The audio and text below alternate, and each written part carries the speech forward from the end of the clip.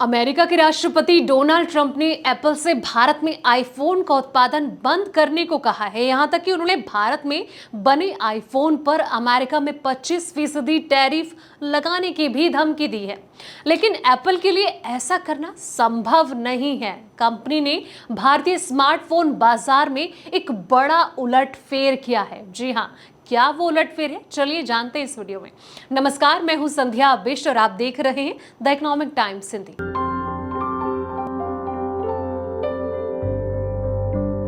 Apple ने इस साल की पहली तिमाही में चीनी कंपनी शाओमी को बिक्री में पीछे छोड़ दिया है। एप्पल अब तक बाजार हिस्सेदारी के मामले में टॉप 5 में शामिल हो गई है। एप्पल के प्रीमियम आईफोन की मांग बढ़ रही है, इससे कंपनियों को फायदा हुआ है।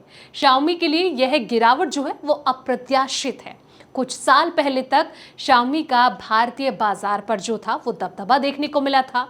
उसने माइक्रोमैक्स, लावा, कार्बन जैसी ये तमाम जो भारतीय कंपनियों को भी पीछे छोड़ दिया था। जी हाँ, आईडीसी के ताज़ा आंकड़ों के मुताबिक अगर देखा जाए तो शाओमी अब भारतीय बाजार में 6ठे स्थान पर खिसक गई है। टाइम्स ऑफ इंडिया की एक रिपोर्ट के मुताबिक ये कहा गया है कि भारत के स्मार्टफोन बाजार में बिक्री के मामले में फिलहाल चीन की कंपनी वीवो सबसे आगे चल रही है।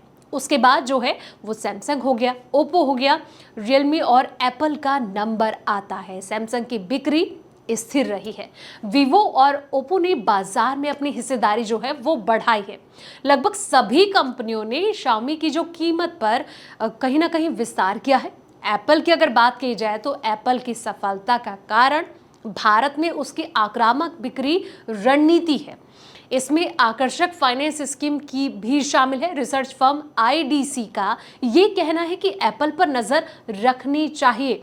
भारत में आईफोन की औसत बिक्री की कीमत यानी कि एएसपी ब्रांडेड मार्केट से लगभग 3 गुना ज्यादा है। इसका मतलब ये हुआ दोस्तों कि लोग एप्पल के डिवाइस के लिए ज्यादा पैसे देने को तैयार हैं और कहीं ना कहीं इसको लेकर उत्सुक भी हैं। एक सूत्र ने यह बताया कि कंपनी ने कई टैक्स संबंधी विवाद को देखे हैं। इनमें प्रवर्तन निर्देशालय और साथ ही आयकर विभाग की जांच भी शामिल है। इससे वरिष्ठ प्रबंधन के मनोबल पर बहुत बुरा असर पड़ा है और साथ ही कंपनी के सीईओ मनु जैन ने पहले दुबई और फिर 2023 की शुरुआत में टैक्स जांच के दौरान कंपनी जो है वो छोड़ दी थी। इसके अलावा आपको बता दें कि कई और शीर्ष अधिकारियों ने भी कंपनी छोड़ी है। कई लोग शाओमी की बिक्री में जिस तरीके से गिरावट आई है उसका कारण उसकी रणनीति में बदलाव जो हुआ है, जो चेंजेस देखने को मिले हैं, उसे भी माना जा रहा है।